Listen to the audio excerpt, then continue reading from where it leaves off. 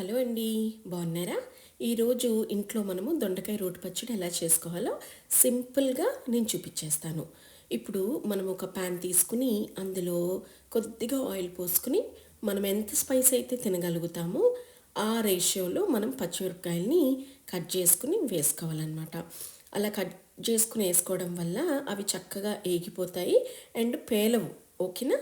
So అలా cut చేసుకుని వేసుకుని అవి కొద్దిగా ఫ్రై అయ్యాక శుభ్రంగా కడిగి పెట్టుకున్న దొండకాయల్ని మనకు నచ్చిన షేప్లో కట్ చేసుకుని అవి కూడా ఇందులో వేసేసుకుందాము.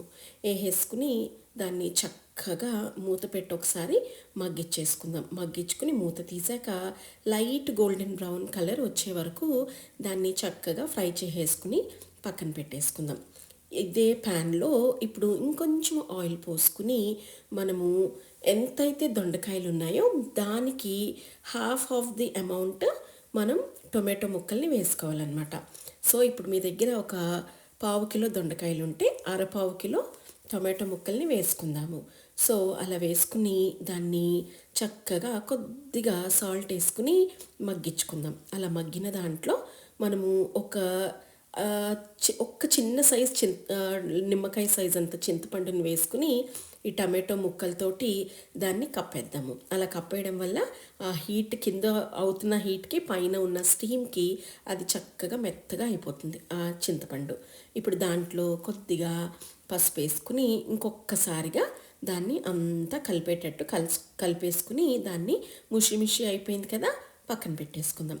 ఇప్పుడు ఒక మిక్సీ జార్ తీసుకుని మనం ఏదైతే పచ్చిమిరపకాయలు దొండకాయలు ఫ్రై చేసుకున్నామో అది వేసేసి ఆ మిక్సీ జార్లో కొద్దిగా ఒక రెండు వెల్లుల్లి రెబ్బల్ని వేసేసుకుని కొద్దిగా జీలకర్ర ఉప్పు వేసుకుని దాన్ని పల్స్ కొట్టేయాలి. పల్స్ కొట్టాక మనం ఏదైతే టొమాటోలు మగ్గించుకున్నామో ఆ టొమాటో ముక్కల్ని కూడా వేసి పల్స్ కొట్టేసుకుందాం.